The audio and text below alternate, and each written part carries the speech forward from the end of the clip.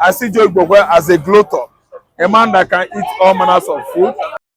Okay, Joe Igbokwe, the APC chieftain, has come and said that Igbo should not complain as regards Tinubu, that Tinubu has done what no president has done to the Igbos, that he has improved the lives of the Igbos, and most especially in the southeast Nigeria, that he has really done well in terms of infrastructure and in terms of development in the southeast. Is he just saying this from a because of his an APC chieftain? Is that why you think he's supporting Tinubu as regards this? Because if you are referring the question to me, it's because I'm the respondent here. Because I see Joe Igbokwe as a glutton, a man that can eat all manners of food, a man that even when he eats more than what he could eat, he will still be talking nonsense. Joe Igbokwe is a glutton.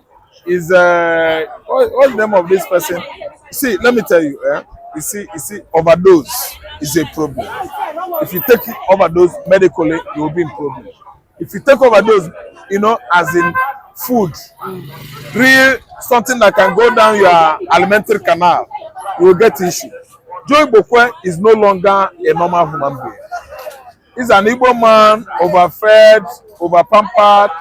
He found himself in Lagos and become a useless man to Lagos government and the Yoruba nation. He turned his back on his Igbo kinsmen, and they have declared him an ostracized being. There's no how Joe Igbokwe could go to Anambra State and walk, majestically from Niger Bridgehead, Onitsha, down to Nnewi and get scot-free. Nnewi is community. They have banished him. Joe Igbokwe is generally universally banished in Igbo land. Is facing that kind of banishment kind of thing. He will never ever be reintegrated among the Igbos into Igbo system anymore until he comes out with something to appease the elders in Igbo land, to appease the southeastern land, so that we will at least enroll him, incorporate him to be among us. So when somebody that has eaten so much and his stomach is facing a running stomach as a result of too much feed speaks, when such a person speaks, we know how to respond to him. See, let me tell you, in a situation we are now, many things has happened to us last week, a situation whereby we lost our dear daughter, our dear mama, our dear auntie, our dear sister. When we lost our father, our dear father, our dear elderly statesman, listen and listen good though. We lost our brother, our son, our real better Igbo friend. I think we are focusing on that. The kind of demise, death that has hit Igbo nation recently, I think Joe Igbokwe could not come into Igbo, retrospect or perspective presently, because Joe Igbokwe is a slave, is a wave, is a loafer, is a vagabond, is an undesirable element, is a persona non grata.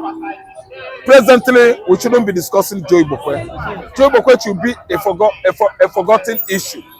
A man that has been outlawed for how many years in Igbo land? An outcast, a fugitive, an exile. See, listen and listen good. What Joe Igbokwe is saying is out of Igbo context.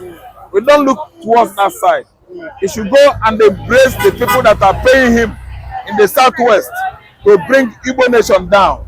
And we are not perturbed. We are not fidgeting. We are not infuriated. We are not even intimidated. Joe Igbokwe should go and embrace his Yoruba brothers. That's the point. I don't care whosoever he calls himself or whosoever he's representing in regard of the people from southeastern Nigeria. As far as I'm concerned, he is a persona non grata, multi-impactful. Tunye inside that being, nothing concerned Igbos. Would have is likened to the likes, the categories, the species of Asari Dokubo. These are forgotten people. Those being multi-impactful. Everything about them to Igbo man is immaterial. They are waste product. What state is he from? What state is Igbokwe from? What state? Igbokwe is from Nnewi, Anambra State now. He's a man that has been, forgotten by the Igbos. We don't look at him. We don't focus on whatever he's saying. Igbokwe is a waste product. If you ask me, I suggest that Igbokwe should blame himself, should be at least ashamed of himself, because he's supposed to be among the Lagos boys that are clustering themselves around Tinubu, forming that kind of cabal fence or defense all around the so-called Nigerian president Bola Ahmed Tinubu.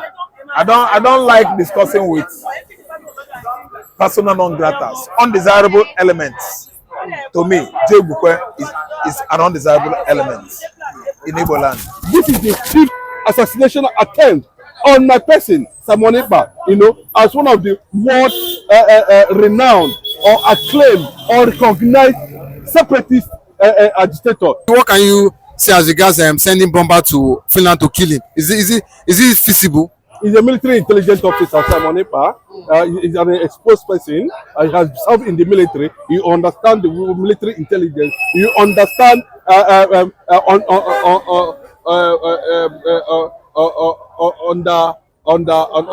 undercover, he understand what espionage is all about. He understand what spies is all about. He understand when an intel of assassination is being set in motion. So, as an undercover who understands this thing, who has been involved in several military operations, around the world, and somebody whom the Finnish government has come to recognize as a factor, even though he came from Biafra land. So, if he has all those tentacles, he has all those agencies, he has all those platforms to get information right from even inside Asurok. He gets information. So, and you know that the CS, Chief of Army Staff, have continued, even the federal government has continued to make statements that any moment, any time, any day, Simon Ekpa is at stake. We are going to see what we are going to do. We are going to arrest him. Finnish government does this, Finnish government does that. So there has been a consistent approach, manipulation or movement in that direction to see how they are going to make sure that they execute their plan whatsoever against Simon Ekpa. But unfortunately, Simon Ekpa, with his military background and otherwise, and with the intelligence and the support he's getting within and outside, the Scandinavian nations, in Finland and other EU countries, at the end of the day, you will understand that he has what it takes to tell you that at this point in time, this is the 5th assassination attempt on my person, Simon Ekpa, as one of the world renowned or acclaimed or recognized separatist agitator, leader currently now, that anywhere, anytime, he has become an object of discussion among Asurok. So it's very possible. It's been reported some time ago in the social media where he intercepted, federal government sniper squad, along the Norway Finland border, where his men were also at surveillance in that area, and those people were picked to today. These are federal government agents. I don't know how asking for freedom has become a threat to human life. These are the things people did in the past. Tinubu also did it because there was a time he believed that Nigeria we can go through his past records and find out the statement about Nigeria. But unfortunately, they are coming around to say do another thing and say another thing at the end of the day. So, Simon Ekpa knows what he's talking about. He understands what he's talking about. He means what he's talking about. Whenever he gets this information, dig deep, look into it very well. There are elements of truth in it. He has a private connection with a security satellite platform that gives him information, that gives him, and he spends a lot of money to get such information, because these are the things that should be done in the secret. So now that he has exposed them, I'm sure at the end of the day, their job and their mission is going to hang, because the deal has been exposed, has been made public. So as I'm talking to you now, any flight that's entering that Finland now or anywhere in Europe, will be checked thoroughly and find out the purpose and the mission at the end of the day. So I don't think, and secondly, I don't think they will be able to succeed because of his military background, but they has continued to relate, with his constituency, has continued to relate with the Federal Republic of Biafra, the sovereignty of Biafra, and those who are asking for it, and those who believe that it must come, are trying to make sure that things are being put together ahead of December convention declaration. But the federal government, do you think that if they kill Ekpa, that will be the end of the Biafra agitation? Do you think that killing Ekpa will end the cause for Biafra freedom finally? It can never end because anybody can be Biafra, anybody can rise up from anywhere. It has become something that cannot die. The people that started it are no more. So if it is possible, I do not pray that such thing will come closer to Biafrans anymore. Nobody is going to keep Biafran, and anybody that attempts it, will have his head and his hand and his family burnt to ashes. We have suffered enough in this country. Our homes and our families, we lost over 7 million people in that war. So while we are praying, the world should not see the other side of the Igbos. There is nobody should pray to see it. I'm telling you gospel truth. We don't want to. We are discouraging it. We don't want Igbos to be armed second time. Will be more dangerous than the Israelis. That's what I want to say on that. Okay, Samuel has come and said that for the 5th time that the Nigerian government want to take his life, and he has come out to he said they've got information that a suicide bomber has left Abuja to come and kill him there in Finland, but it will not work. What is your reaction to this? Nigerian military, they have been playing below expectation since Buhari regime, when they reintegrated Boko Haram into the military in Nigeria. So they are not up to that sophisticated level they were before.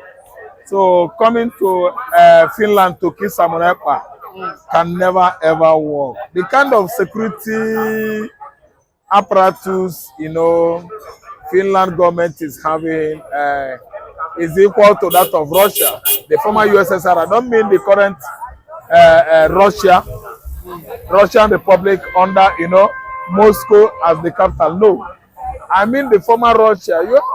KGB now, KGB agents as in CIA and FBI.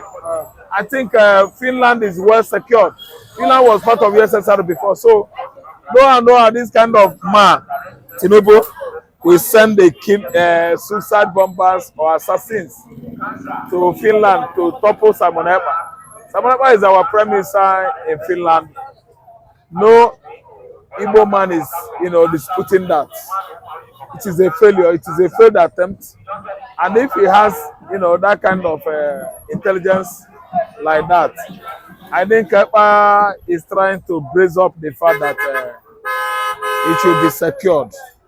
Not Nnamdi Kanu that just, mistakenly got involved, stumbled into a trap in Kenya, and today we are seeing this kind of story prevailing within Biafra land. A situation whereby Nnamdi Kanu is incarcerated for almost 48 months now. So when we talk about Ekpa, Ekpa is a military man. Ekpa is living in Finland. Finland is current Russia and previously a Russian republic. So I don't see Nigerian suicide bombers, Nigerian suicide mercenaries, penetrating into Finland.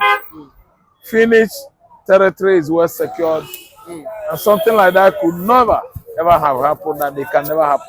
Samuel Ekpa is doing a good job there, and Biafra is emancipating gradually, day by day, week by week, hour by hour, minute by minute, and second by second. So what I'm trying to say is that monthly, daily, weekly, hourly, minute by minute, Biafra is growing. And Simon Ekpa is the man that has taken it up himself, trying to make sure that Biafran story can never be a thing of the past. We are growing and we are growing by the day. Every day we are adding strength, we are adding weight. Tinubu cannot stop us now. Tinubu just assumed office the other day, cornered the whole Nigerian wealth into his private purse, private account. All his family are the owner of Nigerian Commonwealth. So that side, I don't look at that side as Tinubu regime, a regime that can couple Biafra in, Biafra strength, Biafra emancipation. Tinubu regime cannot. Tinubu has not grown up to that level to give us stress or trouble. So what I'm trying to say is that Ekpa should mind what he's doing. It shouldn't listen to Nigeria. It shouldn't look beyond Scandinavian Europe to face his business there, do his job. Americans, Europeans, the Asians, the Australians, the Oceanians, the Scandinavians, they are with us. So they are with us. They are with the cause. They fight for Biafra. Nigeria is too little. If you ask me why I'm saying Nigeria is little, is look at the current agitation for a better government in Nigeria. You see people in the north, indigenous people of the northern region are agitating, flying Russian flag. That will show you the kind of supremacy, the kind of honesty the whole globe has, understood Russia to be today. Russia is an honest country. They are not into imperialism. They are not into colonialism. There's no country or region in Africa that is controlled by Russia or China. I don't think Nigeria is posing danger anymore to Simon Ekpa. Simon Ekpa, Nnamdi Kanu, this war, including myself as an Igbo man, we won the war.